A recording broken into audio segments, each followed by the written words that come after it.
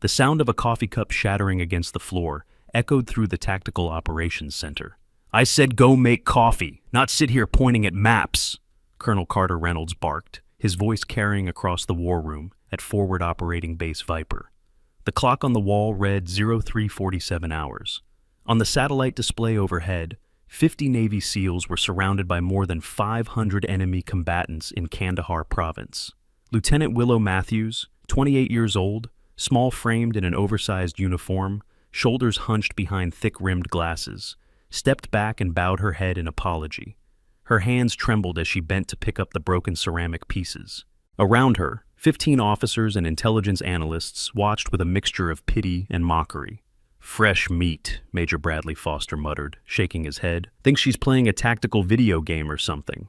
But in the 40 minutes these men had spent arguing about extraction options, none of them noticed she'd been quietly marking 7 points on the terrain map. None of them heard her whisper to Sergeant Hazel Bennett, "If they don't change direction in 6 minutes, 12 men will die." None of them saw her eyes, no longer trembling, when she stared at the coordinates on screen. The eyes of someone who had watched this kind of plan fail before. The eyes of someone who wouldn't let it happen again. They were about to learn how wrong they had been. Willow finished collecting the broken cup, her fingers automatically arranging the ceramic shards in order by size on a napkin. A habit she couldn't shake. Muscle memory from years of organizing equipment, ammunition, anything that needed precision. She folded the napkin with military corners, crisp and exact, the kind of fold that took thousands of repetitions to perfect. Sergeant Bennett noticed. Her eyes narrowed slightly, but she said nothing. The war room pulsed with tension. 23 personnel cycled through the space. Radio operators hunched over encrypted channels, intelligence analysts updating threat assessments, medical staff on standby near the door. The main tactical display dominated the north wall, 15 feet wide, showing real-time satellite imagery of the engagement zone. Red hostile markers clustered like angry wasps around a single blue friendly icon. Shadow 2, 50 men, grid 428. "We need conventional extraction," Captain Ethan Crawford insisted, stabbing his finger at the map. "Route Alpha 7, straight line, maximum speed." "Too exposed," Major Foster countered. "We'd lose air superiority in that corridor." "Then what do you suggest?" Reynolds snapped. "We've got 50 of America's finest about to get overrun, and you're worried about air corridors?" Lieutenant Mason Brooks adjusted his communications headset. "Sir, I can coordinate with—" "I don't need coordination suggestions from a comms officer," Reynolds cut him off. "I need solutions." Willow stood in the corner near the coffee station, supposedly out of the way. But her eyes tracked every movement on the tactical display. She counted seconds between radio updates, calculated ammunition burn rates, measured terrain elevation differentials. Her mind processed the battlefield like she'd done it 1,000 times before, because she had. The radio crackled. "Viper Base, this is Shadow 2. We're down to 40% ammunition. Request immediate support. Over." The voice was strained, professional, but carrying that edge that came when death stopped being hypothetical. "Shadow 2, Viper Base. Stand by. Working your extract now. Out." Brooks released the transmission key and looked at Reynolds. "Sir, they need an answer." "I know what they need, Lieutenant." Willow's lips moved silently, counting. 38 seconds since last contact. Enemy advance rate suggested 3.2 minutes until optimal firing position. If the SEALs held current location, ammunition would last 7.6 minutes at defensive consumption rate. The canyon system to the northwest offered— "Matthews!" Reynolds' voice made her flinch. "Since you're just standing there, make yourself useful. Get coffee for everyone. 8 cups. Adults are working here." Heat flooded her cheeks. Hazel shot her a sympathetic look. Captain Iris Morgan, the base medical officer, opened her mouth to object, then thought better of it. "Yes, sir." Willow's voice barely carried across the room. She moved to the coffee station, hands steady despite the humiliation. As she measured grounds, she watched the tactical display in her peripheral vision. The enemy was repositioning, not random movement, coordinated, professional. They were setting up a kill box, and no one else saw it. She poured water into the commercial coffee maker, the kind that brewed 8 cups in 4 minutes. Her hands moved with practiced efficiency. Level the grounds, check the water temperature, start the cycle. While it brewed, she pulled paper napkins from the dispenser and began folding them. One by one, military corners, perfect creases. Sergeant Bennett drifted over, ostensibly to refill her water bottle. You okay? She whispered. Willow nodded without looking up. They're making a mistake. Which one? Route Alpha 7. There's a canyon system at grid 428. Perfect ambush terrain. Soviet-era maps show elevation changes that aren't on our current displays. Bennett's eyes widened slightly. How do you know about Soviet maps? The coffee maker beeped. Willow poured 8 cups with mechanical precision. I read a lot. She carried the tray of coffee into the war room. Reynolds snatched a cup without acknowledgement. Foster took one, grimaced at the heat. Crawford ignored her entirely, focused on his tablet. Lieutenant Brooks gave her a dismissive wave. As she set down the last cup, Willow paused. The tactical display showed Shadow 2's position relative to the terrain. Her mind overlaid the Soviet topographical data she'd studied 3 years ago during mission prep for a different operation. Different war. Same mountains. Sir, she said quietly, if I may— You may not, Reynolds cut her off. This is a tactical briefing for senior staff. But the terrain at 428— Lieutenant Matthews— Reynolds turned to face her fully. His face was red, veins prominent in his neck. Do you have tactical operations experience I'm not aware of? Silence fell across the room. 23 pairs of eyes turned toward them. No, sir, Willow said. Do you have forward combat deployment experience? Do you have any experience beyond pushing papers and making coffee? Each question was a hammer blow, designed to humiliate, designed to establish dominance. Willow's jaw tightened. No, sir. Then keep your mouth shut and let the professionals work. He turned back to the display. Conversation resumed. Willow retreated to her corner, cheeks burning, but her eyes never left the screen. 4 minutes later, the radio erupted. Viper Base, contact. We are taking fire from 3 directions at grid 428. I say again, contact at 428. Multiple casualties. Request immediate close air support. The war room exploded into chaos. Reynolds slammed his palm on the table. How did they get positioned there? Ambush point, Foster said grimly. They knew we'd come through that route. Willow's whisper was so quiet only Hazel heard it. I told you. General Arthur Blackwood descended from the elevated observation platform where he'd been watching. 68 years old, 36-year career, 4 stars on his collar. He said nothing, but his presence added weight to the already crushing pressure. Options, Reynolds demanded. Give me options now. We can vector Apache support from the south, Brooks suggested. Too slow, Crawford countered. By the time they reposition, then we go with fast movers, F-18s from the carrier. Danger close with friendlies in contact. We'd risk blue on blue. The argument spiraled. Willow watched the tactical display update in real time. Red markers multiplying, blue marker static, ammunition counter dropping. Her hands clenched. She'd seen this before. Different country, different team. Same fatal hesitation while men died. 8 Rangers. Their faces still haunted her dreams. Not again. If this story already has you on the edge of your seat, smash that like button right now, because what happens next will blow your mind. This isn't just about military tactics or combat heroics. This is about one woman who the entire room underestimated, and how she's about to prove that real strength doesn't come from rank or recognition. It comes from skill, sacrifice, and the courage to stand up when everyone else sits down. Subscribe and hit that notification bell, because you won't want to miss a single second of this. Sir, Willow's voice cut through the argument. Stronger now, clearer. Reynolds didn't even turn around. Matthews, I swear, they're going to flank from the northwest. Grid 419. The canyon has a concealed approach the Soviets used during their occupation. How could you possibly— Because that's what I would do. She stepped forward, forgetting protocol, forgetting her place. The terrain funnels our forces into 3 possible routes. Alpha 7 was the obvious choice, which is why they ambushed it.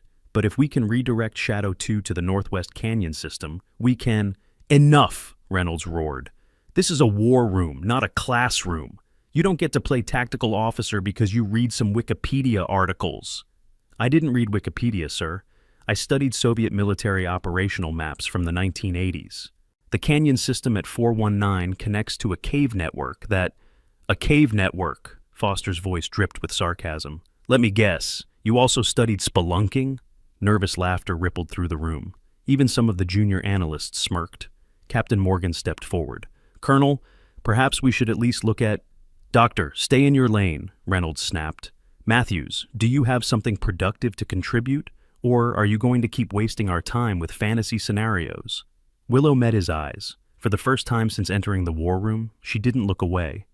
I have a plan that will get all 50 men out alive, but you need to let me coordinate directly with... Coordinate? Brooks laughed. You think you can coordinate tactical operations? What's your experience, Lieutenant? What operations have you run? The question hung in the air.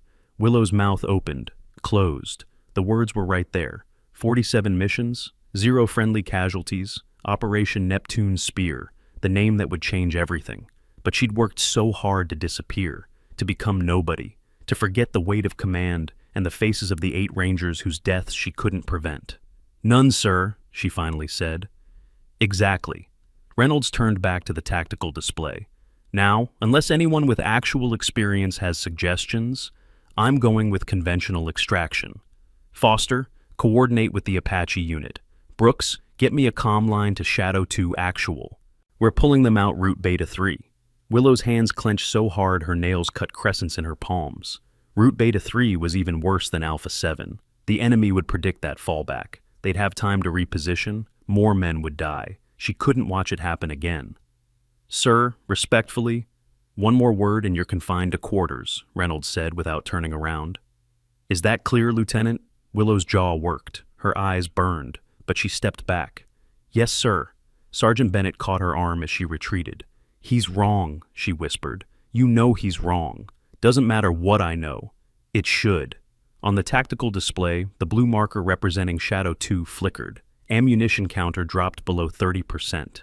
The radio reported 2 more wounded, and Willow Matthews stood in the corner, watching, as history prepared to repeat itself. Sergeant First Class Connor Walsh entered the war room carrying an armload of equipment.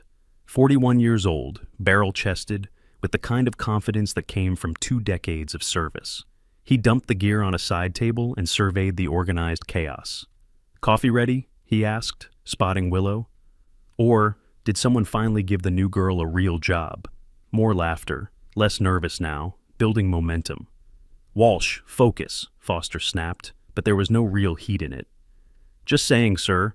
We're in a crisis situation, and we've got a logistics clerk hovering around tactical planning. Walsh grabbed a cup of coffee, took a long drink.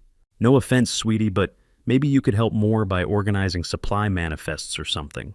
Willow said nothing. Her eyes remained on the tactical display. Walsh noticed.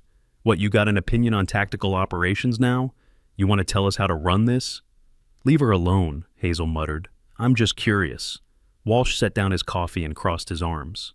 Matthews, you've been staring at that screen like you understand what you're seeing. So, enlighten us. What would you do? It was a trap, designed to humiliate, to put the uppity female lieutenant in her place. Reynolds should have shut it down, but he was too focused on his failing plan. Willow's voice was quiet. I'd split their forces. Split their forces, Walsh repeated. Brilliant. And how exactly would you do that? Psychological warfare, fake radio chatter and Pashto. Make them think we're bringing in a full battalion from the south. They'd have to divide their forces to cover multiple approach vectors. Walsh blinked. That was actually tactical. And then, he prompted, less mocking now, while they're repositioned, guide Shadow 2 through the Northwest Canyon system. The cave network provides concealment. Soviet maps show an exit point at grid 409 that isn't on our current displays. Terrain there is too rough for vehicle pursuit, but perfect for foot movement. The room had gone quiet. People were listening. And extraction? Walsh asked. Set up a landing zone at 409. It's elevated, good sight lines, defensible. Coordinate close air support to suppress enemy forces while Shadow 2 moves through the canyon. Time it right, and we can funnel pursuing forces into a kill box of our choosing instead of theirs. Silence. Foster stared at her. Where did you learn to think like that? I read a lot, sir. That's not reading, that's operational planning. Willow's face remained neutral. Just seems logical, sir. Walsh scratched his jaw. Huh. Maybe the clerk's got a brain after all. Or maybe she got lucky with a guess, Reynolds said coldly. He'd been listening. Throwing out tactical terms doesn't make you qualified, Matthews. This is the real world, not some simulation. Yes, sir. Soviet maps, psychological warfare, radio chatter and Pashto. Reynolds smiled, but there was no warmth in it. You expect me to believe you just happened to think of all that? I expect you to save 50 men, sir. The room froze. You didn't challenge a colonel. Not like that. Not as a junior lieutenant. Reynolds approached her slowly, deliberately. He stopped 3 feet away, using his 6-foot height to loom over her 5'4" frame. You've got backbone, I'll give you that. But backbone without experience gets people killed. So does pride, sir. Gasps. Someone actually gasped. Reynolds' face went purple. You want to test me, Lieutenant? You want to prove you're not just some clerk playing soldier? Fine. Walsh, bring me that M240. The radio crackled with another urgent update, but Reynolds ignored it. He was focused entirely on Willow now, on putting her in her place. Walsh retrieved the M240 machine gun from the equipment table. 27 pounds of weapon system, belt-fed, gas-operated. He set it on the briefing table between them. You talk a good game about tactics, Reynolds said, but tactics require understanding weapon systems, understanding how they function under stress, understanding their capabilities and limitations. He gestured at the M240.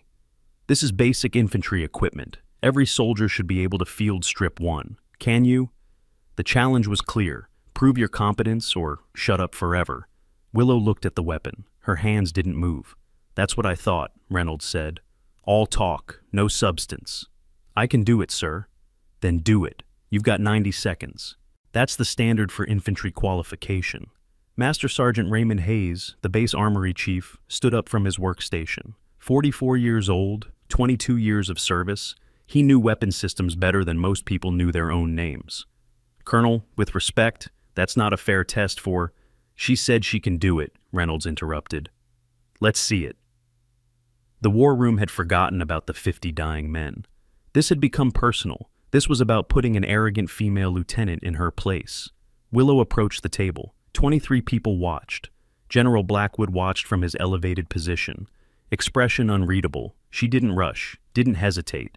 Her hands moved to the weapon with the kind of casual familiarity that came from thousands of repetitions. Feed tray assembly, driving spring rod, bolt assembly, buffer assembly, each component separated with smooth, efficient movements. No wasted motion, no checking for the next step, just muscle memory operating at peak efficiency. 30 seconds. Hayes's eyes widened. That's very good technique. She reassembled with the same smooth precision, each piece flowing into place. Not the fumbling of someone who had watched a training video, the confidence of someone who'd done this in the dark, under fire, with adrenaline screaming through their system. 42 seconds total. The clicking sound of the last component seating echoed through the silent war room. Willow stepped back. Clear, sir. Walsh stared. Holy cow. Hayes approached the weapon, inspected it. Perfect assembly. No mistakes, no force, no damage. Colonel, I've seen infantry soldiers take 2 minutes on this. That was professional armorer speed. Lucky, Foster said, but his voice lacked conviction. She probably practiced before coming on shift. With a weapon she had no reason to think she'd need. Hayes shook his head. Sir, that wasn't luck. That was trained expertise. Reynolds' jaw clenched. Fine. She can field strip a weapon. That proves nothing. Walsh, test her on technical specs. Walsh looked uncertain now. The mockery had drained from his face. Sir, maybe we should focus on... Test her, Walsh sighed. Matthews, what's the effective range of an M2 Browning 50 caliber? 1,800 meters effective, 6,800 maximum. Cyclic rate? 450 to 550 rounds per minute. When was it first introduced? Willow paused. The ghost of a smile touched her lips. 1933, designed by John Moses Browning. Still in service 92 years later, because nobody's managed to build anything better. Used in every American conflict since World War II. Mounted on vehicles, aircraft, watercraft, and fixed positions. I've personally... She stopped abruptly. You've personally what? Reynolds leaned in. I've personally read about its deployment history, sir. That's not what you were going to say. Silence. Willow's face had gone carefully blank. Crawford, who had been quiet until now, spoke up. Matthews, what's your background? Your file says logistics analyst at Fort Bragg from 2019 to 2023. Is that accurate? Yes, sir. And before that? Various postings, sir. Various postings, Crawford repeated. He pulled up something on his tablet. Your file is surprisingly thin for someone with your apparent skill set. I push papers, sir. Not much to document. The radio erupted again. Viper Base, this is Shadow 2. We are now at 4 wounded, 2 critical. We need immediate medevac coordination. What is your status on extraction? Over. The war room snapped back to reality. Men were dying. This wasn't about ego. This was about mission success. Reynolds grabbed the radio. Shadow 2, Viper Base. Stand by for extraction route. Out. He turned to Foster. Get me that Apache coordination. Route Beta 3, maximum speed. Sir, Willow said, that route puts them directly into... I don't recall asking for your input, Lieutenant. But sir, the terrain analysis shows... Enough! Reynolds' shout silenced her. You've proven you can disassemble a weapon. Congratulations. That doesn't make you qualified to coordinate tactical operations.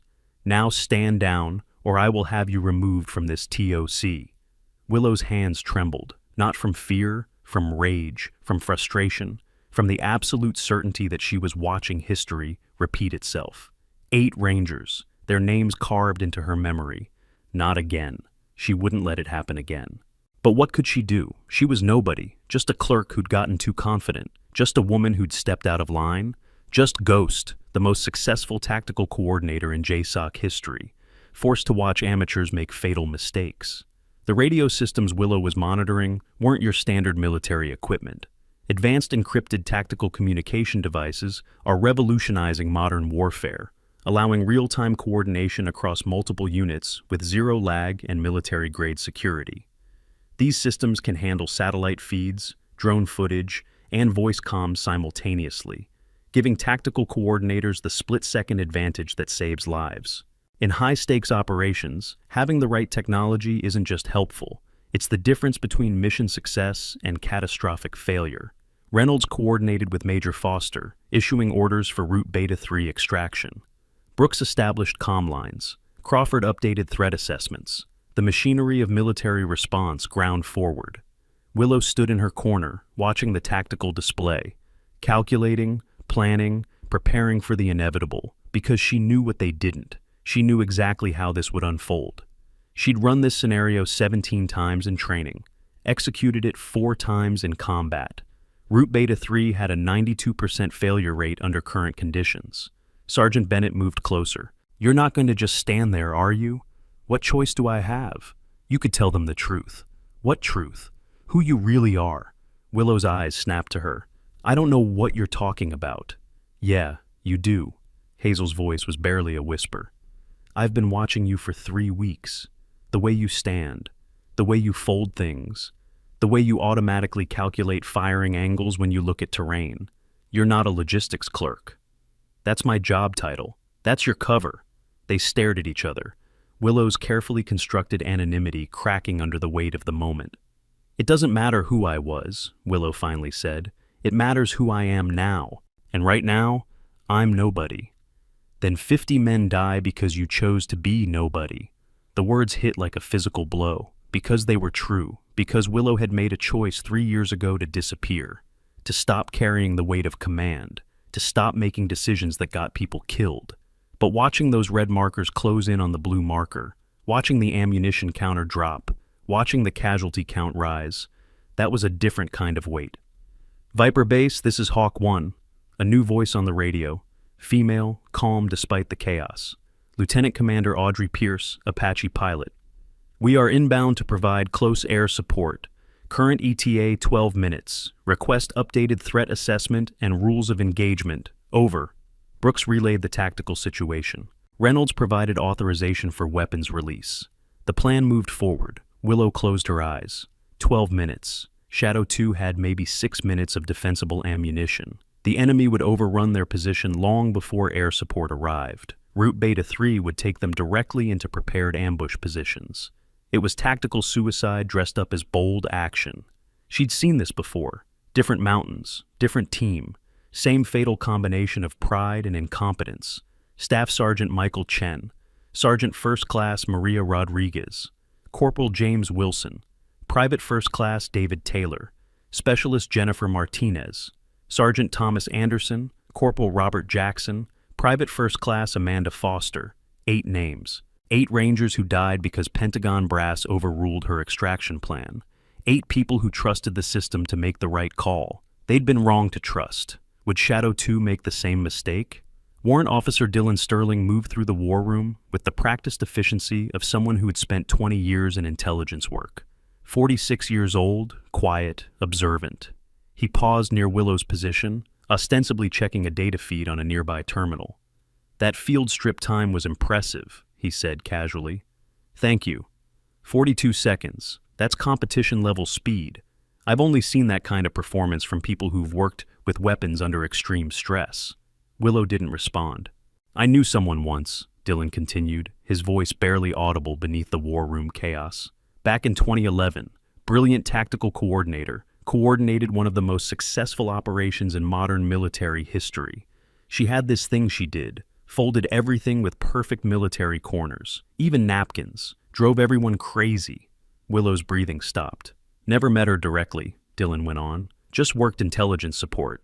But I remember the briefings, the precision, the absolute confidence that everything would work exactly as planned. And it did. 0 casualties, perfect execution.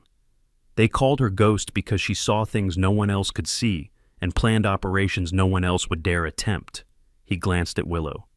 "Heard she retired young. Some kind of tragedy, classified. Nobody talks about it." "Why are you telling me this?" Willow whispered. "Because that canyon trajectory you mentioned? The psychological warfare? The Soviet maps?" Dylan smiled slightly. "That's ghost thinking, and there's only one ghost." Before Willow could respond, the tactical display lit up with new alerts, the worst-case scenario unfolding in real time. "Contact! Contact!" the radio screamed. "We are taking fire from multiple positions. Route Beta 3 is compromised. They were waiting for us. We have 6 wounded now, 3 critical, requesting immediate—" The transmission cut to static. "Shadow 2, report!" Brooks keyed the mic frantically. "Shadow 2, report your status." Static. 3 seconds, 5 seconds, 8 seconds. Then, Viper Base, "We're pinned, taking casualties. They knew we were coming." The voice was ragged, desperate. Reynolds stared at the tactical display like it had betrayed him. Red markers swarmed. The blue marker flickered. "How?" Foster breathed. "How did they predict Beta 3? "Because it was the obvious fallback," Crawford said. "Once Alpha 7 was compromised, Beta 3 was the only conventional alternative. So, what do we do now?" No one had an answer. The room descended into chaos again. Shouting, accusations, desperate suggestions that made no tactical sense. And still, the blue marker flickered. Still, men died. Willow's fingernails cut deeper into her palms. Blood welled in tiny crescents. She couldn't do this. Couldn't watch it happen again. Couldn't carry 8 more names. 50 more names.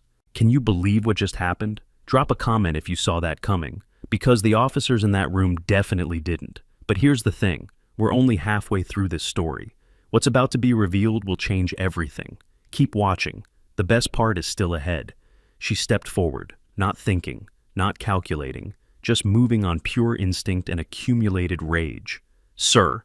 Reynolds didn't acknowledge her. "Sir." Louder now. He spun on her. "What?" "I can get them out. And Matthews, not now. All 50 men. I can extract them safely. But I need tactical command authority." Laughter. Actual laughter from several officers. "You?" Foster said. "You want command authority? Based on what qualification? Based on the fact that your plans keep failing and men keep dying." The laughter died. Reynolds closed the distance between them. "You have a lot of nerve, Lieutenant. A lot of nerve for someone who's contributed nothing but coffee and arrogant commentary." "Then prove me wrong," Willow said.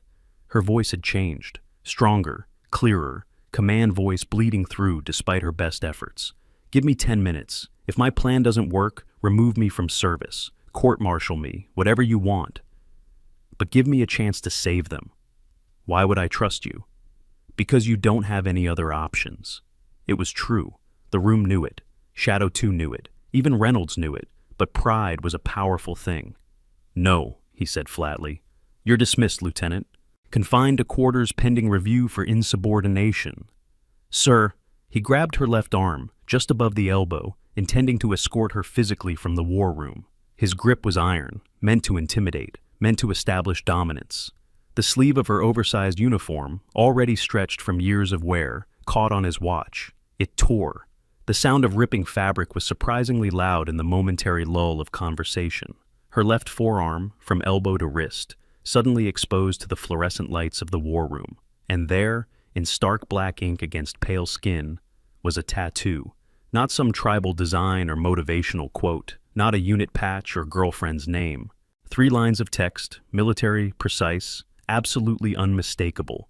JSOC, Operation Neptune Spear, 02 May 2011. Below it, a trident symbol, the seal trident, but modified, incorporating elements that designated something else, something classified. And next to it, a unit designation that made no sense to most of the room, TF-714. And around the edges, visible now in the harsh light, scar tissue, old burns, the kind that came from close quarters combat, from fire and explosions and things that happened in places where American forces officially never operated.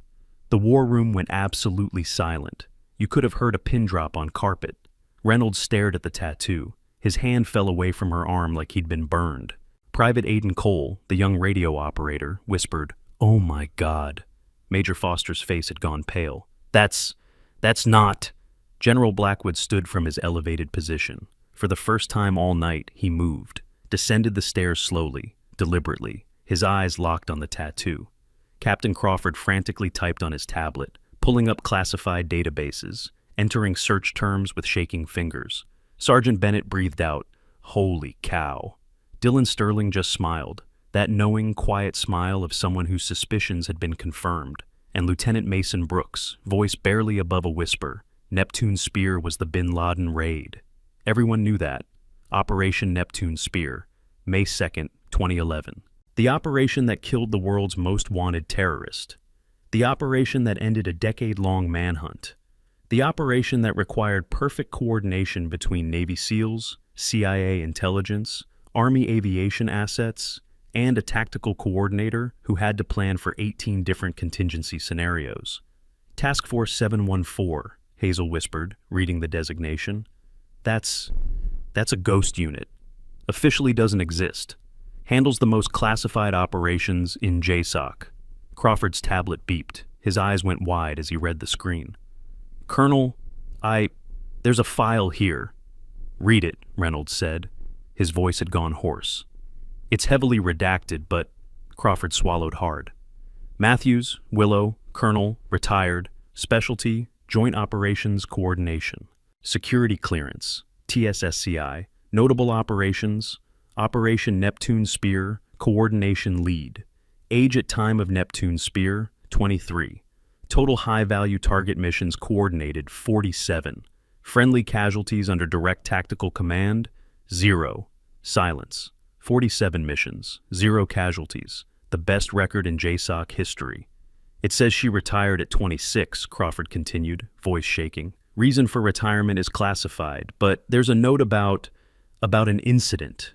8 Rangers, something about overruled tactical planning and catastrophic outcome. Willow's face remained impassive, but her eyes held pain. Deep, old, never fully healed. General Blackwood reached them. He stopped 3 feet away. Then, in a movement that stunned everyone present, he came to attention. Not the casual stance of officers in a work environment. Full military attention. Shoulders back, chest out, arms at sides. And then he saluted. A formal, crisp, perfect salute to a junior lieutenant. "Colonel Matthews," he said, "it's been a long time." The room erupted, not in sound, but in movement. 23 people suddenly scrambling for phones, tablets, trying to verify what they were seeing, trying to understand how this small, quiet woman who'd been making coffee 15 minutes ago was actually a legendary tactical coordinator who'd coordinated the most significant military operation of the 21st century. Willow stood frozen, the mask she'd worn for 3 years shattered, the anonymity she'd fought so hard to maintain, destroyed. Everyone could see her now, really see her, and she hated it. Reynolds stammered, "Colonel, I didn't know. You thought I was nobody," Willow finished quietly. "That was the point." "Why?" Foster breathed. "Why work as a clerk? Why hide your identity?" For service members like these SEALs trapped in hostile territory, comprehensive life insurance and financial planning aren't optional, they're essential. Specialized military financial services offer coverage that standard policies don't, including combat zone protection, survivor benefits, and investment portfolios designed for deployment cycles. These financial safety nets ensure that whether you're coordinating operations from a TOC or executing missions on the ground, your family's future is secure no matter what happens in the field. The words hung in the air, but no one was really processing them. The room remained fixated on Willow, on her tattoo, on the impossible revelation. Because, Willow said softly, I couldn't watch people die anymore. Another radio transmission shattered the moment. Viper Base, this is Shadow 1 Actual. I've been monitoring tactical channel. My brother is with Shadow 2. He's down there. Please, whatever you're planning, please make it work. The voice cracked, raw emotion breaking through military discipline. Willow's face changed, color drained, her hands clenched into fists. Did he say brother? Hazel whispered. Crawford checked something on his tablet. Shadow 2's roster shows, oh no, Captain Blake Matthews, SEAL Team 6, Shadow 2's second in command. Blake, Willow breathed. Her brother. Her older brother, who had joined the Navy at 18, made SEAL at 22, spent his entire adult life in special operations, who'd inspired her to join the military, who'd been on deployment during Neptune Spear and never knew his little sister coordinated the mission, who thought she was safely pushing papers at Fort Bragg, personal stakes, hidden throughout, now exposed like the tattoo on her arm. Reynolds looked at her, really looked at her, seeing not an incompetent clerk, but a tactical genius driven by personal desperation. Colonel Matthews, he said formally, I apologize for my behavior. I was wrong, completely wrong. He paused. I'm transferring tactical command authority to you, effective immediately. What do you need? Willow's eyes refocused, sharpened, the grief and pain locked away behind professional competence. I need everyone to shut up and follow orders, she said. Command voice at full force now, not the hesitant whisper of Lieutenant Matthews, the absolute authority of Colonel Ghost Matthews, who'd never lost a single soldier under her command. Aiden, get me encrypted channel to Hawk 1. Dylan, pull up Soviet topographical maps, grid 39 through 45. Hayes, I need weapon specifications for enemy likely positions. Crawford, real-time satellite feed focused on canyon approach vectors. Foster, coordinate with signals intelligence for Pashto language capability. Brooks, establish direct comm line to Shadow 2. Actual and Shadow 1 Actual. I want both brothers on the same channel. The room exploded into motion. Not chaos now, coordinated action. Everyone moving with purpose. Willow approached the tactical display, hands flying across the interface, overlaying Soviet maps onto current satellite imagery, marking routes, calculating timing, building a three-dimensional battlefield picture that existed only in her mind until now. Hawk 1, this is Viper Actual. How copy? She'd taken Reynolds' call sign. Command authority transferred. Viper Actual, Hawk 1, copy 5/5. What's the situation? Lieutenant Commander Pierce's voice was professionally calm, but she could hear the tension. Change of plan.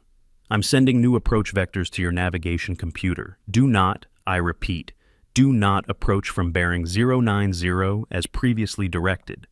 Enemy has anti-air positions pre-staged. You'll be shot down. Copy, Viper. Standing by for new approach vectors. Sending now, Hawk 1. I need you to execute what I'm calling Operation Misdirection.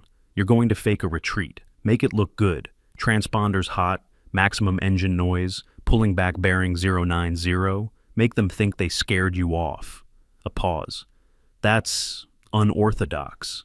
That's psychological warfare. They'll reposition to capitalize on your apparent retreat. Splits their forces. Opens the canyon approach for Shadow 2 extraction. Understood, Viper. Executing misdirection on your mark. Willow pulled up another communication channel. Shadow 2, this is Viper Actual. Do you copy? The response was labored. Background gunfire audible. Viper, Shadow 2, copy. Who is this? Your new tactical coordinator. I'm getting you out. All 50 of you. But you need to trust me and follow instructions exactly. Who? Blake. It's Willow. Silence on the channel. Longer than was safe during active combat. Then, Little Owl, the childhood nickname. his voice breaking with emotion. "What are you doing on tactical command?" "Saving your life?" Again, she allowed herself a tiny smile. "Remember when you fell through the ice at Mirror Lake and I pulled you out? Consider this version 2.0. Willow, you're a logistics... I'm the person who coordinated Neptune's spear. Now stop wasting time and listen. In 60 seconds, you're going to hear Apache gunships retreating. Ignore them. That's a feint. I need you to move your entire team northwest, grid 412. There's a cave entrance hidden by overhang, Soviet era, never marked on modern maps. Move fast, move quiet, and trust that I've already cleared the route. Northwest is away from extract. Northwest is your only chance. The enemy has every conventional route covered. This is your one opportunity. Take it." Another pause. Then, "Copy, Viper. Moving on your mark." Okay, pause for just a second. If you're not subscribed yet, now's the time, because what's coming next is the moment everyone's been waiting for. This is where everything clicks into place. Don't scroll away. You've come this far. Stay with me. Willow coordinated 6 simultaneous operations with the practiced ease of someone who'd done it 100 times before. She directed Sergeant Kai Sullivan to begin broadcasting fake radio chatter in Pashto, creating the illusion of a battalion-strength force approaching from the south. She coordinated with Dylan to position surveillance drones for real-time canyon monitoring. She had Hayes calculate optimal firing solutions for enemy positions based on thermal imaging. And she did it all while simultaneously tracking ammunition levels, casualty status, weather patterns, enemy movement vectors, friendly force positions, and the 17 contingency plans running parallel in her mind. This was what she'd been born to do. This was what she'd walked away from 3 years ago when the weight became too heavy. And now, with 50 lives hanging in the balance, with her brother's life hanging in the balance, she couldn't walk away anymore. The tactical display showed enemy forces beginning to reposition. They'd bought the Pashto broadcasts. Heavy weapons teams moving south to intercept the Phantom Battalion. Light infantry maintaining pressure on Shadow 2's current position, but with reduced numbers. Hawk 1, execute misdirection, now. Copy, Viper, executing. On the display, 2 Apache helicopters suddenly pulled back, engine noise audible even on the satellite audio feed. Retreating, running. Enemy forces celebrated. Willow could see it in their movement patterns. Overconfidence. The belief that they'd won. That's when she sprang the trap. Shadow 2, move now. Northwest. Double time. I need you in that cave system in 4 minutes. Moving. Hawk 1, complete your arc and come around bearing 270. You'll have clean approach vectors to enemy positions. They're all looking south. Hit them hard. With pleasure, Viper. Willow watched the pieces move, like chess played at lethal speed, every decision carrying weight, every calculation meaning life or death. But this time, she wasn't working against incompetent commanders. This time, she had control. This time, she could execute the plan perfectly. This time, no one would die. Shadow 2, report position. Approaching grid 412. We've got... Holy cow, Willow. There's actually a cave here. Soviet mountain warfare doctrine emphasized concealed fallback positions. This one has been here since 1984.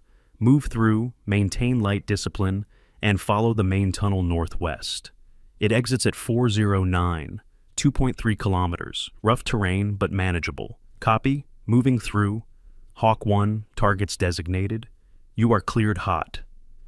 The Apache gunships appeared on satellite feed, vectoring in from an angle the enemy never anticipated.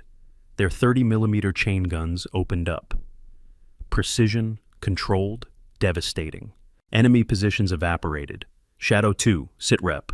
We're in the tunnel. Dark, tight, but navigable. Wounded are managing. You're sure this leads to extraction? Positive. Soviet engineers built 13 of these systems throughout this mountain range. I've memorized all of them. Why? Because I plan for everything, Blake. You know this. A sound that might have been a laugh, might have been a sob. Yeah, I know. The minutes crawled past. Shadow 2 moving through darkness. Hawk 1 suppressing enemy forces. Enemy command structure trying to reorganize, trying to understand what happened to their perfect ambush. Willow orchestrated it all. Every piece, every movement. The symphony of tactical operations conducted by someone who understood the music better than anyone alive. And then, Viper Shadow 2, we're at the tunnel exit. Grid 409, we need immediate extraction. Copy Shadow 2, extraction birds are inbound. ETA 90 seconds. Hawk 1, establish air superiority over LZ. Nothing gets through. Copy Viper, we own the sky. The extraction helicopters, two MH-60 Blackhawks that Willow had pre-positioned based on her predicted timeline, swooped into the landing zone. 50 SEALs, 12 wounded, all climbing aboard. Efficient, professional, alive. All alive. Shadow 2, confirm all personnel aboard. Viper, Shadow 2, all 50 souls accounted for. 12 wounded but stable. No KIA. Repeat, no killed in action. How did you... Blake's voice trailed off, because he knew how. Because his little sister, the logistics clerk, was actually the most successful tactical coordinator in modern military history. Extraction birds are away, Brooks reported. Clear of hostile territory, en route to base. The war room erupted in cheers, real ones this time, relief and jubilation, and the incredible high that came from snatching victory from certain defeat. Willow sagged against the tactical display table, adrenaline draining away, leaving exhaustion and old pain. But they were alive, all 50, including Blake, including her brother. General Blackwood approached her quietly. That was exceptional work, Colonel. Thank you, sir. I have a question, though. Sir? Why didn't you just tell them from the beginning? Why endure the mockery, the dismissal? You could have revealed your identity at any time. Willow looked at the tactical display, at the markers showing friendly forces safely extracted. Because, she said quietly, I didn't want to be Ghost anymore. I wanted to be nobody. Someone who didn't carry responsibility for life and death. Someone who could make coffee and file reports and sleep through the night without dreaming about 8 Rangers whose deaths I couldn't prevent. What changed? 50 more people were about to die. 50 more names I'd have to carry. She met his eyes. I can handle being Ghost. What I can't handle is watching people die when I know I could have saved them. Blackwood nodded slowly. For what it's worth, Colonel, those 8 Rangers, that wasn't your fault. Pentagon brass overruled your tactical assessment. That's on them, not you. I was the coordinator. They trusted me to keep them safe. I failed. You gave them the best plan. Politicians killed them, not you. Willow didn't respond, because blame didn't matter. Dead was dead, and she still saw their faces every time she closed her eyes. Reynolds approached, looking like he'd aged 10 years in the last hour. Colonel Matthews, I owe you an apology beyond words. I was arrogant, dismissive, and frankly dangerous. I nearly got 50 men killed because I refused to listen. Yes, sir, you did. He flinched at her bluntness. I'd like to submit my resignation, effective immediately. I don't think that's necessary, Colonel. With respect, ma'am, I do. I'm not fit for command if I let ego override tactical reality. Willow considered this. Then learn from it. Teach others. Make sure the next generation of officers doesn't repeat your mistakes. That's worth more than resignation. Reynolds nodded slowly. Yes, ma'am. Thank you, ma'am. Major Foster stepped forward. Colonel, I'd also like to apologize. I was part of the problem. I questioned your expertise based on prejudice, on assumptions. That's inexcusable. Apology accepted, Major. One by one, the officers who had mocked her, who'd dismissed her, who'd treated her like an incompetent child, they all approached, all apologized, some sincerely, some grudgingly, but all recognizing that they had been catastrophically wrong. Sergeant Bennett, who had believed from the start, just smiled. Told you, she whispered. You did. So, what now? You're going to take command? Go back to JSOC? They'd probably give you anything you asked for after tonight. Willow looked around the war room, at the tactical displays, at the communications systems, at the tools of war that she understood better than anyone, and she felt the weight settle back onto her shoulders, the burden of command, the responsibility for lives. She'd thought she could escape it, thought she could hide from it, thought 3 years of being nobody would heal the wounds. But some wounds never healed, some responsibilities never ended, some ghosts never truly disappeared. I don't know, she said honestly. I just don't know.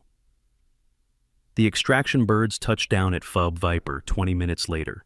50 SEALs disembarked, exhausted, wounded, but alive. Medical teams swarmed the injured, Debriefing officers took initial reports. The machinery of post-mission operations ground into motion.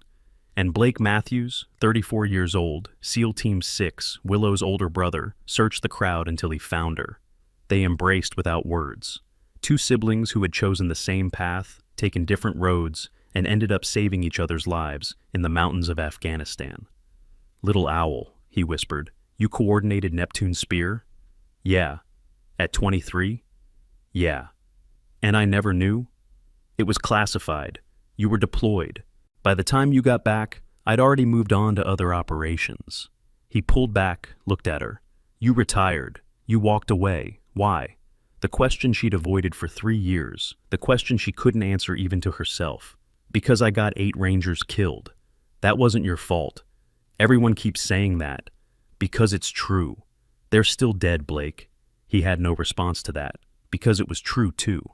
They stood together, brother and sister, both carrying scars that couldn't be seen, both warriors who understood the weight of decisions, both trying to figure out how to live with the consequences of command. "What happens now?" Blake finally asked. Willow's secure phone vibrated in her pocket. She'd turned it off months ago, had it locked away, had tried to sever all connections to her old life, but someone had reactivated it, someone with access to the most classified communication systems in the military. She pulled it out, looked at the screen. Encrypted message, authorization level, TS/SCI sender, unknown. Her thumb hovered over the unlock button. Blake saw her hesitation. "You don't have to answer that. I know. You can stay nobody. You can go back to being a clerk. You've earned that right." "I know." But even as she said it, she unlocked the phone, read the message, and everything changed again. The message on the encrypted phone was brief. 3 lines that carried the weight of classified operations. Ghost, situation Kabul, bigger than Neptune, Mole and JSOC selling classified tactical data. Possible Neptune Spear team member, need you operational within 72 hours. Blake read over her shoulder. His face went pale. A mole from Neptune Spear? That's impossible. Everyone on that team was vetted at the highest levels. "Everyone gets vetted," Willow said quietly. "Doesn't mean everyone stays loyal. You're not seriously considering this?" She looked at him, her older brother who had spent 15 years in special operations, who'd seen things that would break most people, who understood, better than almost anyone, what this kind of betrayal meant. 50 people tried to kill you tonight," she said. "How many of them do you think had intelligence that shouldn't have been accessible? How many knew exactly where Shadow 2 would be? How many had tactical data that let them set perfect ambush positions?" Blake's jaw clenched. "You think the mole provided intel for tonight's operation?" "I think someone's been selling secrets for a while, and tonight was just another transaction." She looked back at the phone. "If there's a mole in JSOC, if they were on the Neptune Spear team, then I'm probably one of 12 people who can identify them. I know everyone who had access to that operational planning. I know their patterns, their tells, their capabilities. You also know that hunting a traitor in your own ranks is the most dangerous mission there is." "Yeah," she pocketed the phone. "I know." General Blackwood appeared at her elbow. He'd been watching from a discreet distance, giving the siblings their moment. "Colonel Matthews, I couldn't help but notice you received a secure communication. Is there something I should be aware of?" Willow considered lying, considered brushing it off. But Blackwood had given her command authority when it mattered, had trusted her when no one else would. He'd earned honesty. "Possible security breach at JSOC level, sir. They're requesting my return to operational status." Blackwood's expression didn't change, but his eyes sharpened. "I see. And your response?" "I haven't given one yet, sir." "But you will." It wasn't a question. Because Blackwood, like Blake, understood who Willow really was. Understood that people like her couldn't walk away when brothers and sisters in arms were at risk. Couldn't hide when the mission required their specific expertise. "Probably," she admitted. "For what it's worth, Colonel, the military is better with you in it than out of it. Tonight proved that beyond question." He paused. "But I also understand the cost of command, the weight of decisions. If you choose to stay retired, no one would blame you." "I'd blame me, sir." "Yes," Blackwood agreed. "You would." He left them then, moving to coordinate post-mission debriefing protocols, leaving Willow and Blake standing in the aftermath of chaos, both trying to process what came next. "You're going to say yes," Blake said. To the Kabul mission. I haven't decided. Yes, you have. You decided the moment you read that message. You just haven't admitted it to yourself yet. He was right. Of course he was right. Because despite 3 years of hiding, despite the trauma of 8 Rangers lost, despite every reason to stay invisible, she was still Ghost. Still the tactical coordinator who couldn't stand by while operations failed.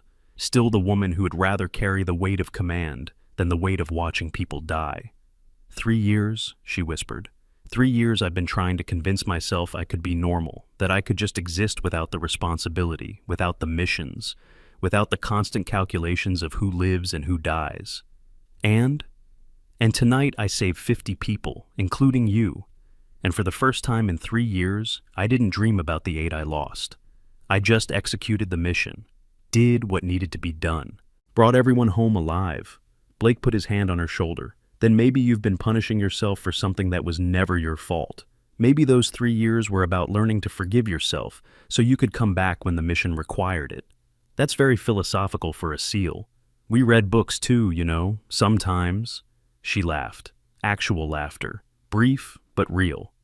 The moment broke when Captain Iris Morgan approached, medical tablet in hand. Colonel Matthews, all wounded or stable. 12 injuries ranging from gunshot wounds to shrapnel. None life-threatening thanks to your rapid extraction. You saved lives tonight. Just did my job, Captain. Your job was making coffee, according to your file. This was significantly above and beyond. Morgan paused. I also wanted to apologize. I should have pushed harder for Colonel Reynolds to listen to you. I saw you knew something, saw the competence, but I didn't advocate strongly enough. Willow shook her head. You spoke up when others didn't. That's more than most people manage. Don't apologize for other people's failures. Morgan nodded gratefully and returned to her patients. The war room was slowly returning to normal operations. The crisis had passed. The adrenaline was fading. People were starting to process what had happened, starting to understand that the quiet logistics clerk had actually been a legendary tactical coordinator hiding in plain sight. And they were starting to ask questions. Sergeant Hazel Bennett approached with Lieutenant Ryan Parker, both officers who'd witnessed the entire transformation. Colonel, Hazel said formally, Lieutenant Parker and I were wondering if you'd be willing to teach us, to share what you know about tactical coordination. Willow blinked. Teach you? You just executed what might be the most brilliant tactical extraction I've ever witnessed, Ryan said, voice carrying genuine admiration. You saw solutions no one else could see, made connections others missed, and you did it while being actively dismissed and mocked. That's something worth learning. I'm not a teacher. With respect, ma'am, you are. You just taught this entire war room a lesson about ego, competence, and the cost of assumptions. Seems like you could teach us a lot more if you were willing. Willow looked at these 2 young officers, both competent, both hungry to learn, both representing the next generation of military leadership that could prevent future catastrophes. Maybe, she said carefully, if I stay. Will you? Hazel asked. Stay? The question hung in the air. Willow felt the weight of decision pressing down. Stay safe, teach, build a quiet legacy, or return to operational status, hunt traitors, risk everything again. Her secure phone vibrated. Another message, 48 hours remaining, decision required. I don't know yet, she finally said, but even as the words left her mouth, she felt the decision crystallizing, felt Ghost emerging from 3 years of hibernation, felt the weight of command settling back onto her shoulders, not as a burden this time, but as purpose. The consequences of tonight's events were only beginning to unfold. Within 24 hours, the base was transformed. Not physically, but culturally. The story of Ghost had spread through every unit, every mess hall, every barracks. The logistics clerk who was actually a legendary coordinator, the woman dismissed and mocked who saved 50 lives through pure tactical genius. Colonel Carter Reynolds was the first to face consequences. He appeared at Willow's temporary quarters at 0700 hours, uniform crisp, shoulders back, but eyes carrying the weight of near-catastrophic failure. Colonel Matthews, he said formally, may I have a moment? Come in, Colonel. Reynolds entered, standing at attention. Ma'am, I've submitted paperwork for reassignment, not resignation. As you suggested, learning is more valuable than quitting. But I'm requesting transfer to a training command position where my experience can be useful and my ego can't be fatal. Willow studied him. 48 hours ago, this man had physically grabbed her arm, had dismissed her expertise, had nearly gotten 50 people killed through arrogance. "Why training command?" she asked. "Because I need to teach the next generation not to make my mistakes. Need to emphasize that competence doesn't announce itself, that real expertise is often quiet, that the most dangerous assumption in military operations is thinking you already know everything." He met her eyes. "You taught me that lesson, ma'am. Cost you your anonymity. Nearly cost 50 men their lives. I owe it to them, and to you, to make sure other officers learn it without such high stakes." "Good answer, Colonel. Request approved. I'll write a recommendation." "You'd recommend me? After what I did?" "You made mistakes, but you're learning from them. That's all anyone can ask." She paused. "Just remember this feeling, this shame, this recognition of failure. Hold on to it. Use it. Make sure every officer you train understands that pride kills and humility saves."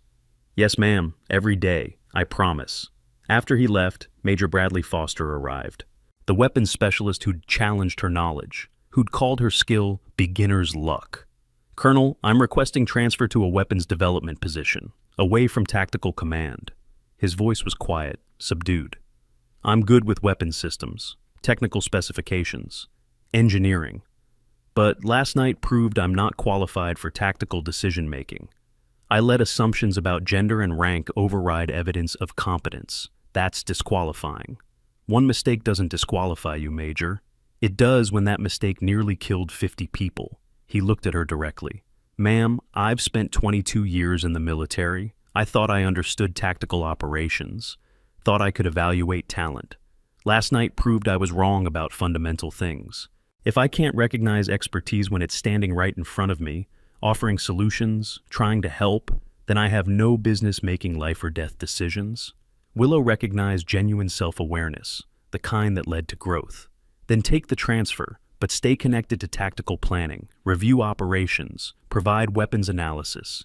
Your expertise is valuable, just needs to be applied correctly." "Thank you, ma'am. I'll do that." Captain Ethan Crawford was different. He didn't apologize directly, didn't request transfer. But Willow noticed changes. He started listening more in briefings, started asking questions instead of making assumptions, started treating junior personnel with visible respect. Sometimes growth was loud, sometimes it was quiet, both mattered. Lieutenant Mason Brooks sent a case of aged whiskey to her quarters with a handwritten note. "To the best coordinator I've ever seen in action, thank you for not letting my stupidity kill 50 people. Enrolling in advanced tactical planning courses, trying to be better, trying to be worthy of the second chance you gave us all." The bottle remained unopened, but the note went into her personal file, evidence that people could change, could grow, could become better versions of themselves. Can you believe what just happened? Drop a comment if you saw that coming, because the officers in that room definitely didn't. But here's the thing, we're only halfway through this story. What's about to be revealed will change everything. Keep watching.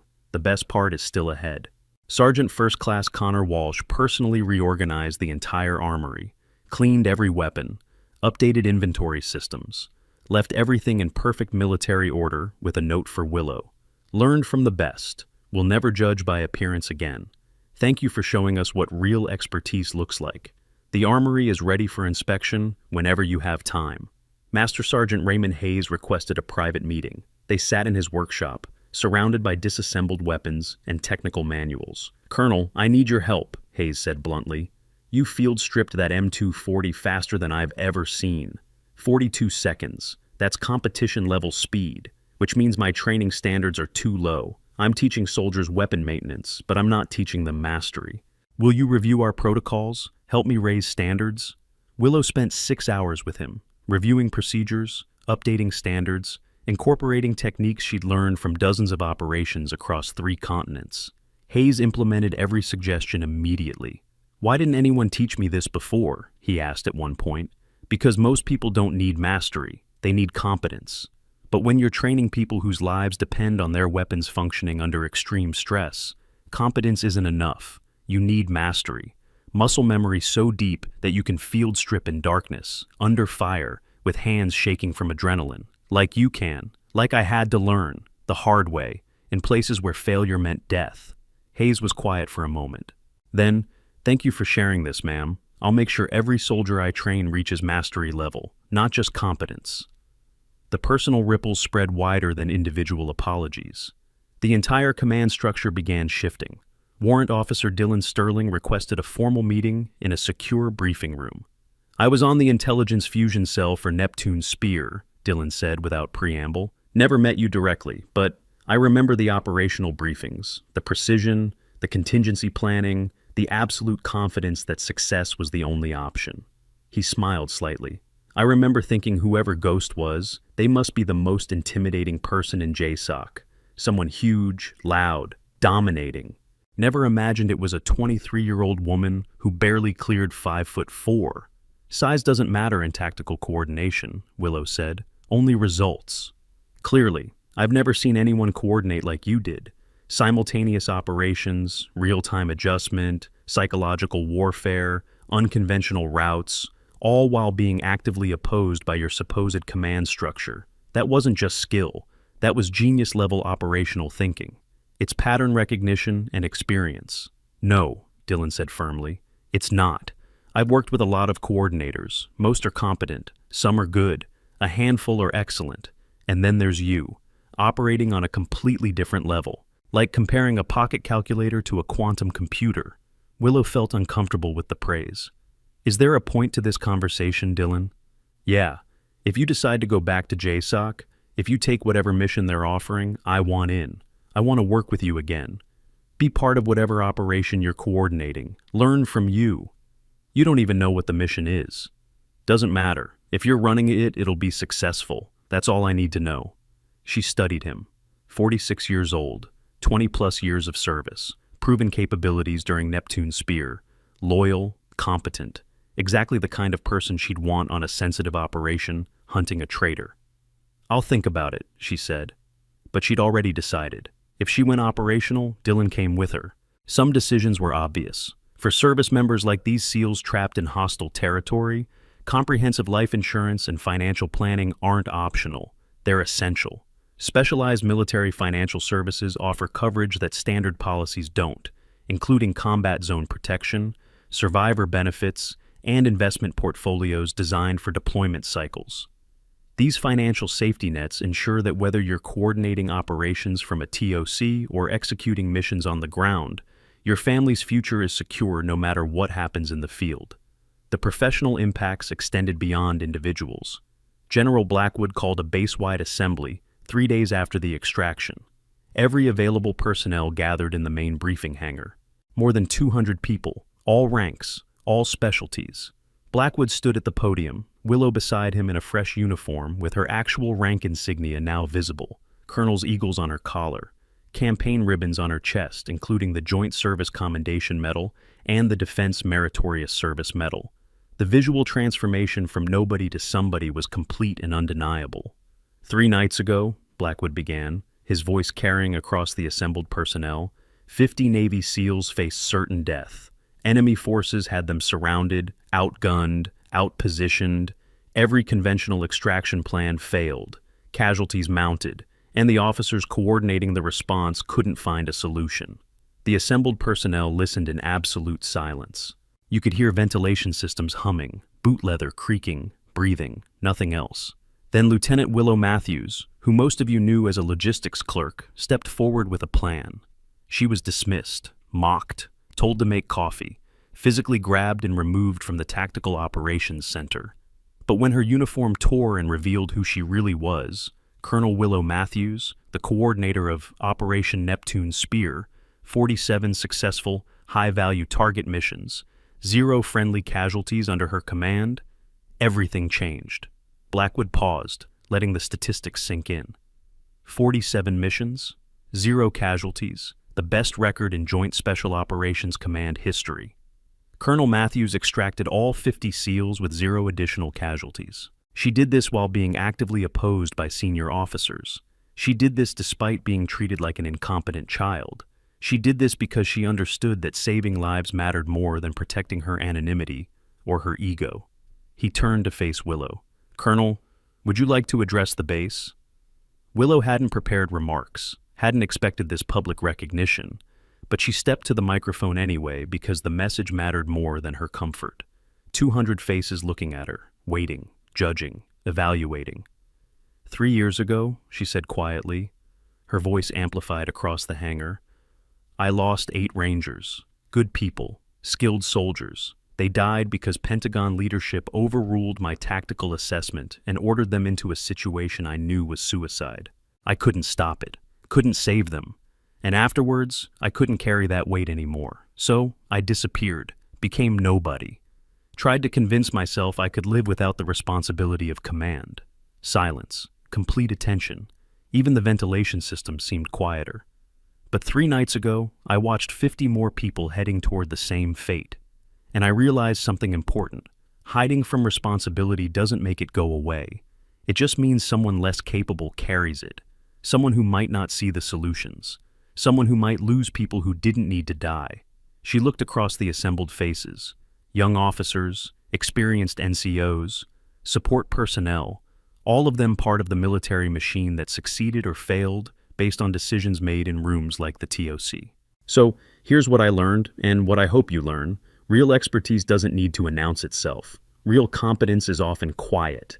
And the most dangerous thing any of us can do is assume we already know who's capable and who's not, based on their appearance, rank, gender, or job title. She paused, choosing her next words carefully. Colonel Reynolds assumed I was incompetent because I was young, female, and working a desk job.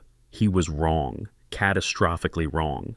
And 50 people almost died because of his assumptions combined with his unwillingness to listen to evidence that contradicted his beliefs.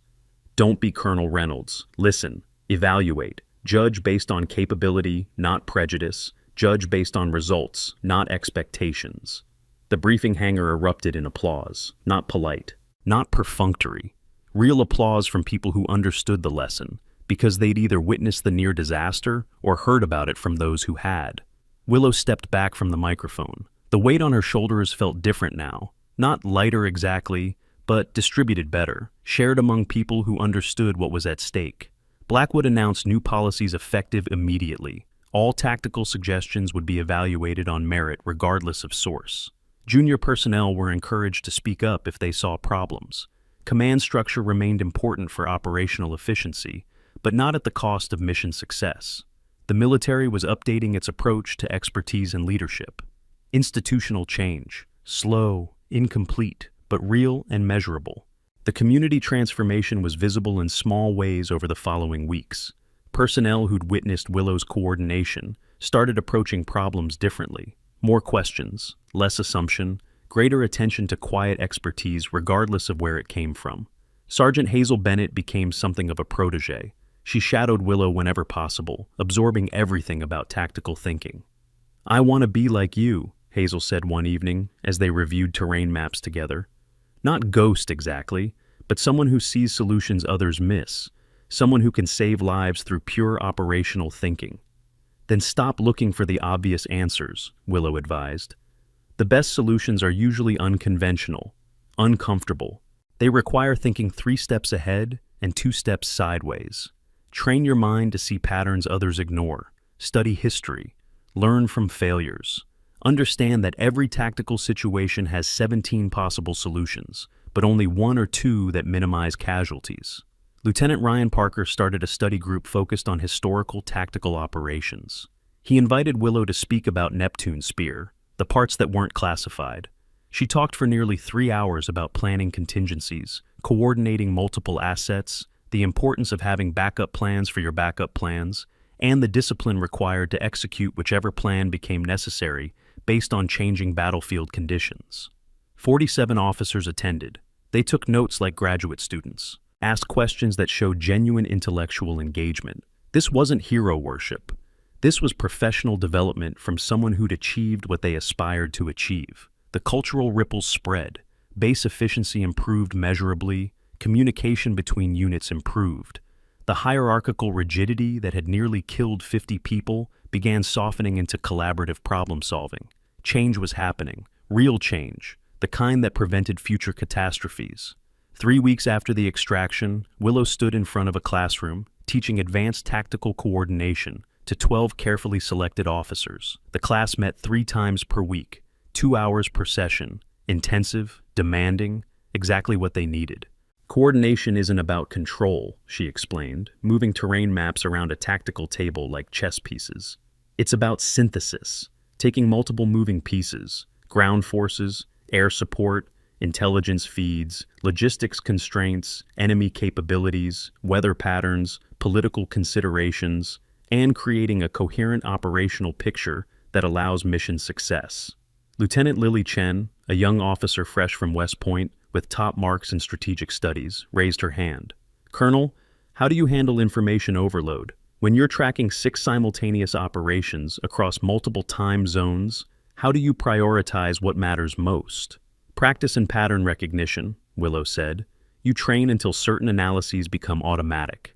Ammunition burn rates, terrain evaluation, enemy capability assessment, weather impact calculations. When those calculations run in the background of your mind, your conscious attention is free to handle the unique variables that make each operation different, but it takes thousands of hours of deliberate practice. How many hours did it take you? Ryan Parker asked. Willow considered the question seriously. I started tactical training at 20, coordinated my first real operation at 22, Neptune Spear at 23. So, roughly 8 to 10,000 hours of study and practice before I reached what I'd consider peak capability. And I'm still learning, still finding better ways to synthesize information, still discovering patterns I missed before. So there's hope for us, Hazel joked. There's always hope, as long as you are willing to put in the work and learn from every operation, successful or failed. The class continued. Willow guided them through a simulated operation. Fictional SEAL team pinned down by numerically superior forces, multiple enemy positions, limited extraction resources, political constraints on certain weapon systems. She watched them struggle, make mistakes, learn from immediate feedback. This was good work, important work. Training the next generation meant fewer catastrophes, fewer dead who didn't need to die, fewer names to carry. After class ended, Blake visited. He'd extended his stay at Fob Viper, officially for extended debriefing, but really to spend time with his sister. They sat outside the Tactical Operations Center, watching the Afghan sunset paint the mountains in shades of orange and gold. You're good at this, Blake observed. Teaching. It's different from coordinating live operations, but important, maybe more important in the long run. One good coordinator saves 50 people, but training 10 good coordinators? That could save thousands over the next decade. Willow hadn't thought about it that way, the multiplicative effect of education. Maybe. So, what about the Kabul mission? The encrypted message? You never gave them an answer. I know. Willow, I'm thinking about it, okay? It's not a simple decision. There are factors to consider, risks to evaluate. Blake was quiet for a long moment, watching the sun disappear behind distant peaks. Then, you saved my life 3 nights ago. You saved 49 other lives. You did it while being mocked, dismissed, and physically manhandled, and you still executed a perfect operation with 0 additional casualties. Do you know what that tells me? What? That you're not meant to hide. You're not meant to be nobody. You're Ghost, the person who sees solutions no one else can see, the coordinator who brings everyone home alive. And right now, somewhere in Kabul, there's a mole selling secrets that are getting people killed. They need you, Willow. The mission needs you. The people who will die without your expertise need you. I needed 3 years away from the mission, away from the responsibility, away from the weight. And you took them. You healed as much as you could heal. You learned to forgive yourself for something that was never your fault. Now it's time to come back. Not because you have to, because you're ready. She wanted to argue, wanted to say she wasn't healed, wasn't ready, wasn't capable of carrying that weight again without breaking. But watching the sunset over mountains where she'd just saved 50 lives, teaching officers who would save hundreds more, feeling the purpose that came from using her skills for meaningful work. Blake was right. She'd been ready for weeks. She just hadn't admitted it. Her secure phone rang. Not a message this time, an actual call. She glanced at the screen. Martha Andrews, her former mentor. Colonel, retired. The woman who had recruited her into JSOC at age 20 and taught her everything about tactical coordination. Willow answered. Colonel Andrews? Willow, I heard about your extraction operation. Absolutely brilliant work. The whole intelligence community is talking about it. Ghost rises from retirement to pull off an impossible mission. Very dramatic. Very you. I didn't plan it to be dramatic. The best operations never are. They're just necessary, and you make them look easy. Martha's voice carried warmth and pride. Listen, I'm calling about something specific. The Secretary of Defense wants to discuss Operation Neptune Spear. They're considering a documentary, declassifying certain operational details. And they want your involvement, want you to be interviewed, want to honor your coordination. Willow's stomach clenched. A documentary about Neptune Spear, with my name attached? About the Bin Laden raid? Yes. They want to honor the operation, the planners, the executors. Your name would be front and center. Full recognition for your coordination role. The president wants to personally thank you at a White House ceremony. Everything she'd avoided for 3 years. Public recognition, media attention, cameras and questions, and the spotlight she'd worked so hard to escape. Tell them no, Willow said immediately. Willow, I said no. Ghost stays ghost. I didn't coordinate Neptune Spear for recognition or medals or White House ceremonies. I did it because it needed to be done. The SEALs who executed the mission deserve the credit, not me. I just made sure they had a plan that would work. Martha sighed. I figured you'd say that, but I had to ask. They're quite persistent. The president specifically requested your presence. They'll have to stay persistent and disappointed. I'm not interested in being a public figure. That's not who I am. Fair enough. I'll pass along your refusal. What about the other matter? Kabul, the security breach, the mole in JSOC? Willow glanced at Blake. He was watching her, knowing what she'd decide before she said it, because he knew her too well.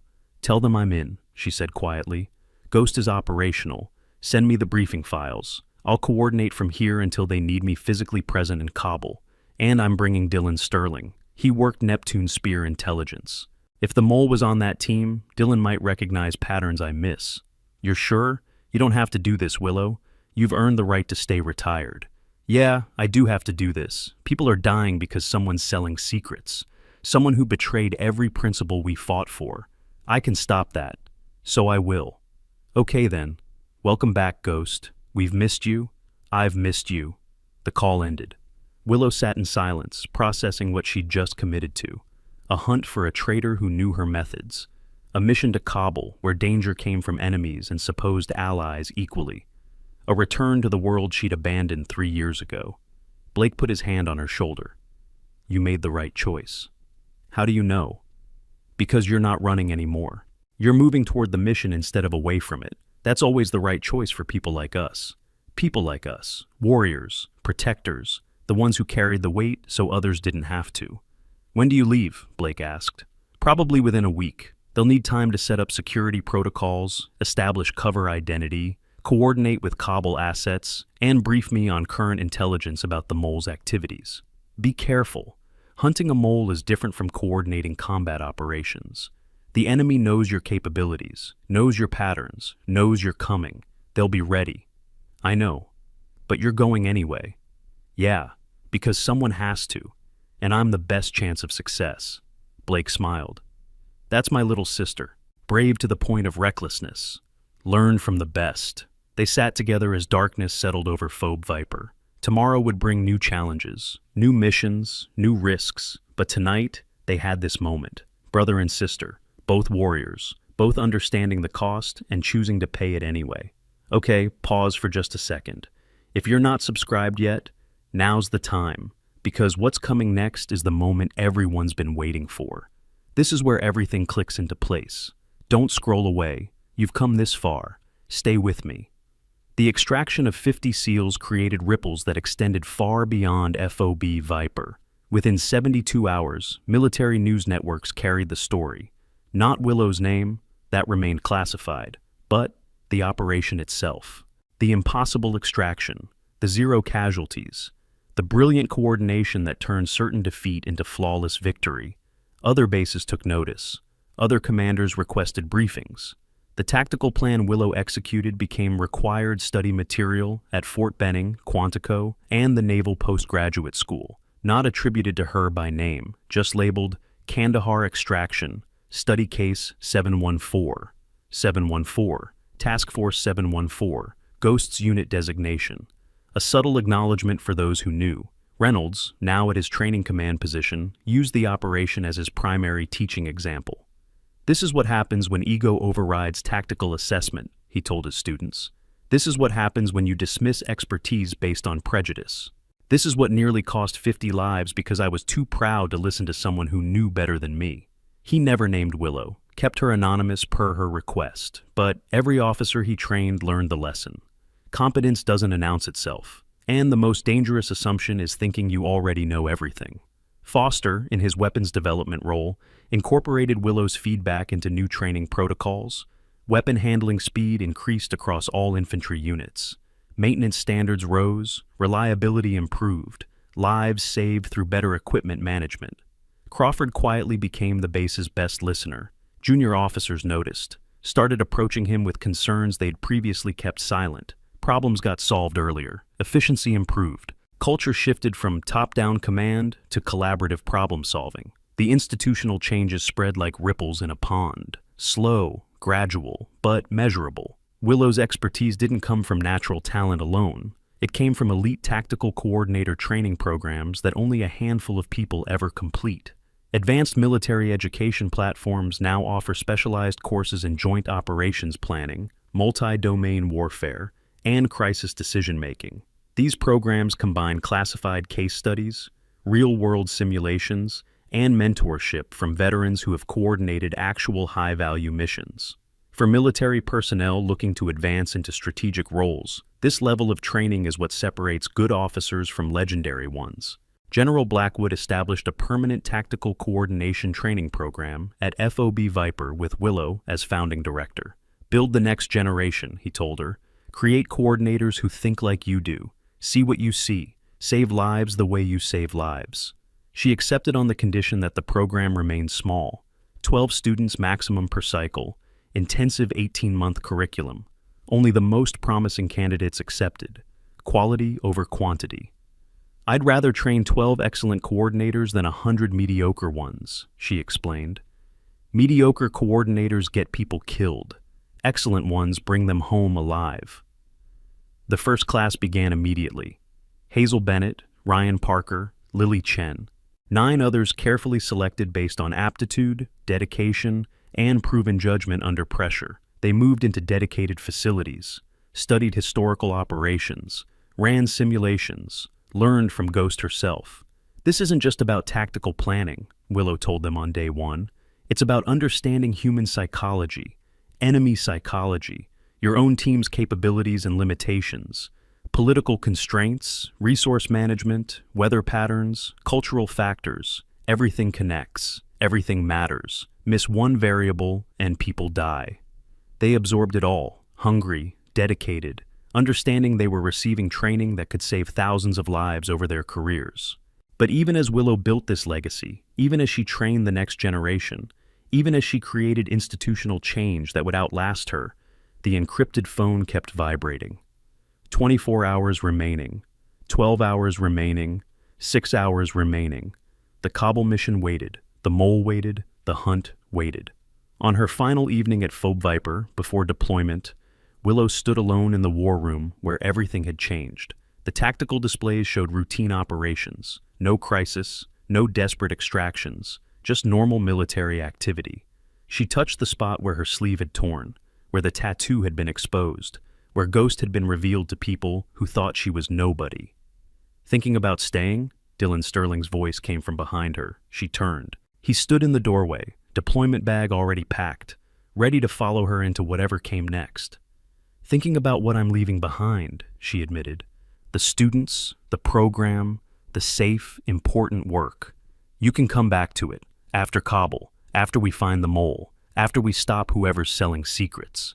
If we survive Kabul, we will, because you're coordinating, and you don't fail. I failed 8 Rangers. No. Pentagon Brass failed 8 Rangers. You gave them the best plan. They overruled it. That's on them, not you. She'd heard this before, from Blake, from Blackwood, from her own therapist during those early retirement months. Everyone said the same thing. Not your fault, but 8 Rangers were still dead.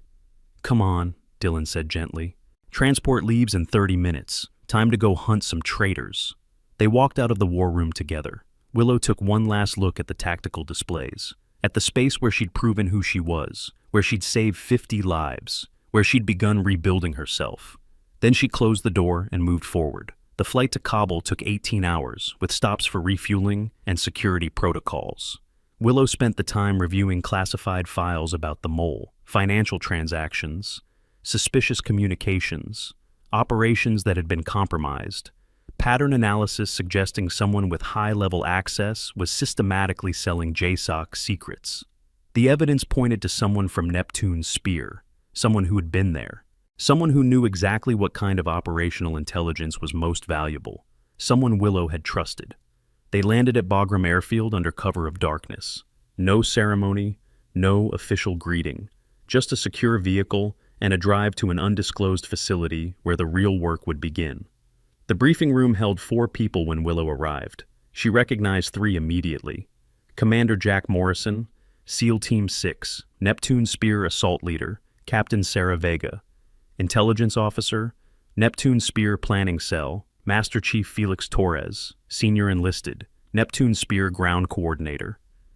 The 4th person was unknown, civilian clothes, quiet presence, CIA probably. "Ghost," Morrison said warmly. "Been a long time. Jack, good to see you. Heard about your Phobie Viper extraction. Brilliant work, classic Ghost coordination. Just did the job. 50 people home safe with 0 additional casualties. That's more than just doing the job. That's perfection under impossible circumstances." The unknown civilian spoke. "Colonel Matthews, I'm Bennett, CIA Special Activities Division.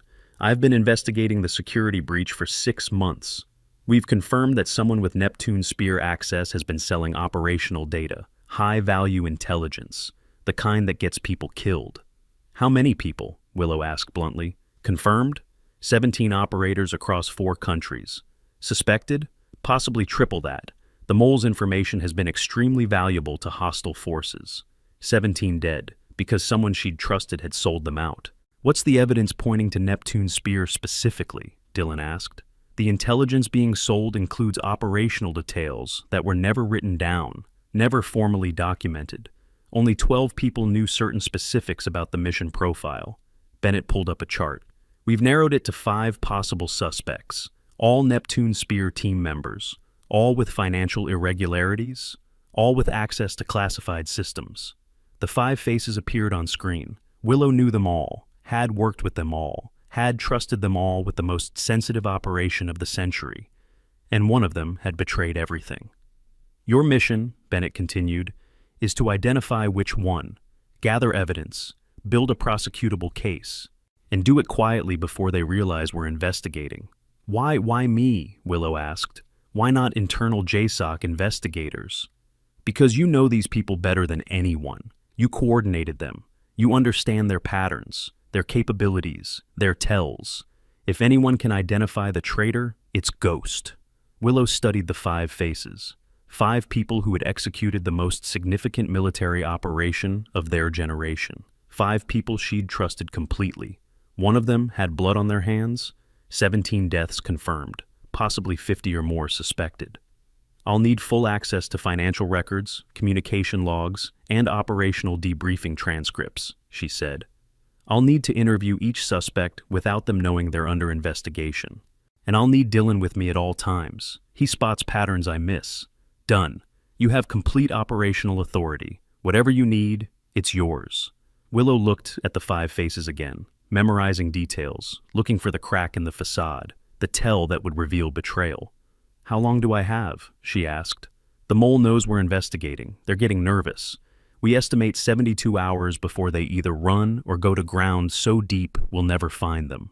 You have 3 days, Colonel, 3 days to find a traitor who spent 3 years covering their tracks.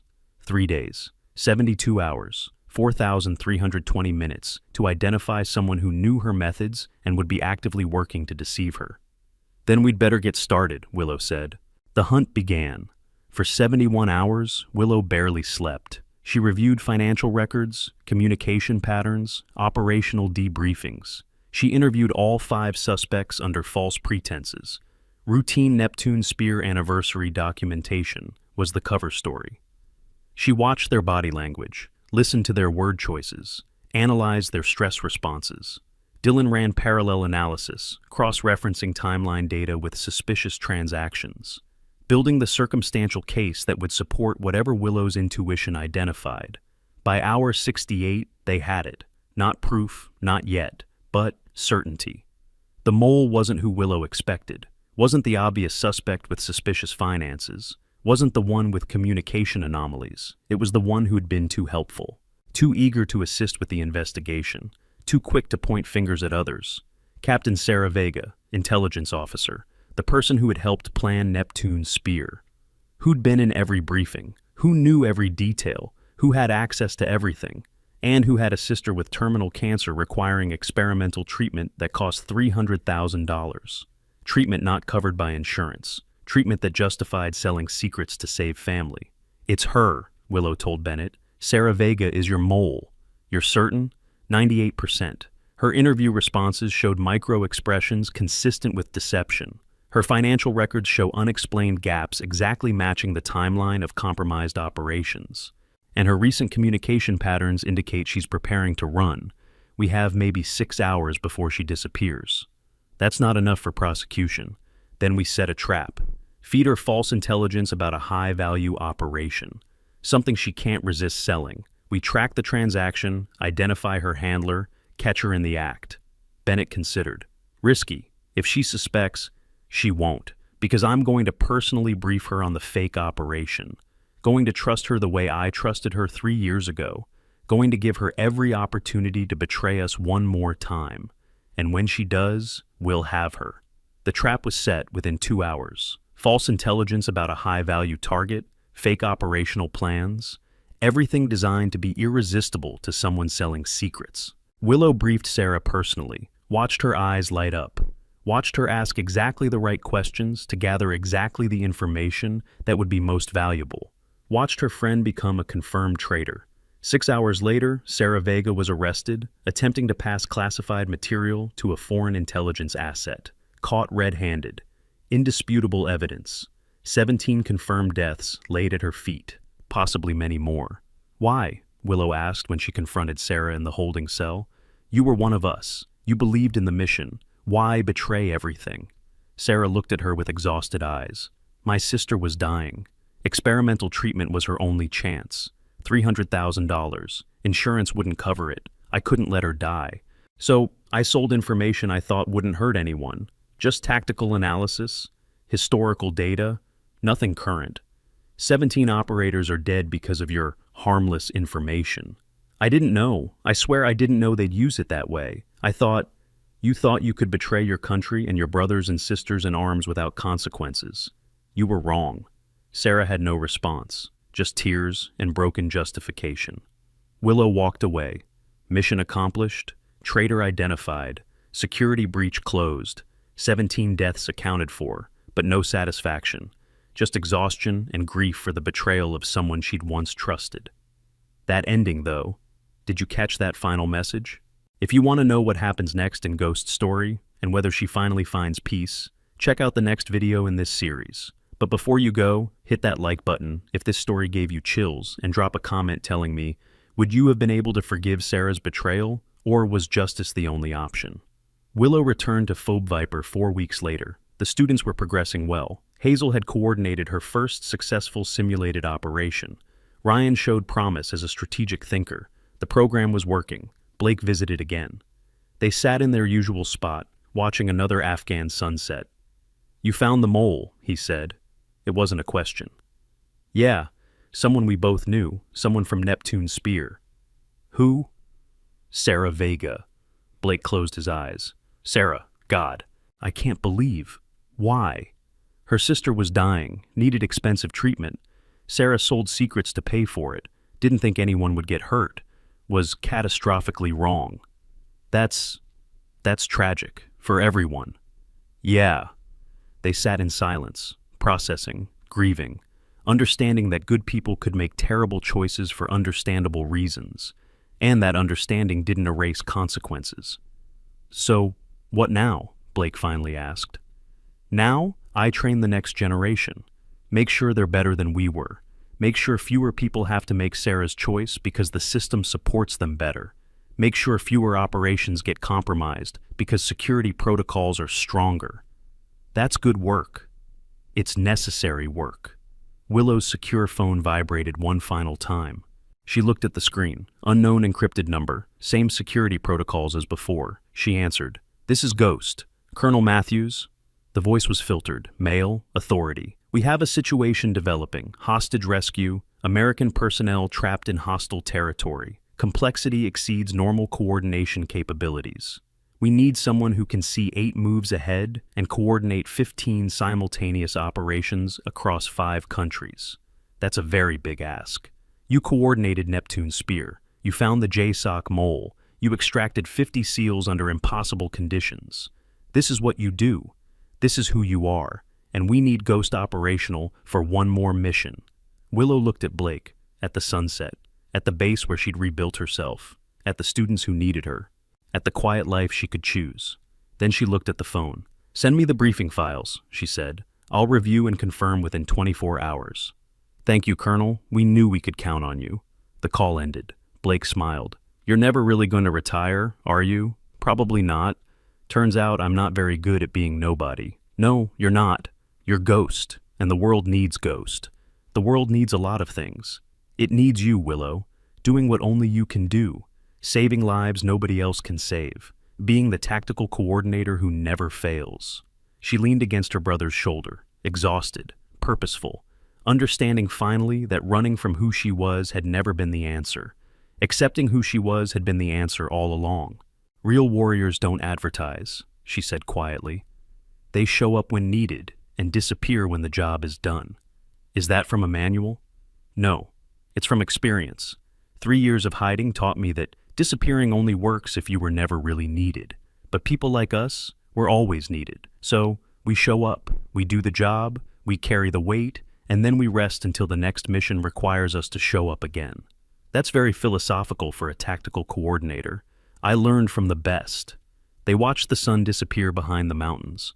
Tomorrow would bring new challenges, new missions, new students to train, new operations to coordinate. But tonight, they had this moment, this peace, this understanding that some people were built to carry weight so others didn't have to, and that accepting that burden was its own form of freedom. Ghost was operational. Ghost would always be operational, because the mission never really ended. It just evolved, and the best coordinators evolved with it. In her pocket, the secure phone contained a message she hadn't opened yet. She pulled it out, read the screen. New operation designated, Crimson Phoenix, briefing files attached, authorization level, TSC, review and confirm operational status within 24 hours. This one's bigger than Neptune. This one changes everything. Willow stared at the words. Bigger than Neptune, bigger than the operation that killed bin Laden, bigger than anything she'd coordinated before. She should feel afraid, should feel overwhelmed, should feel the weight crushing her. Instead, she felt ready.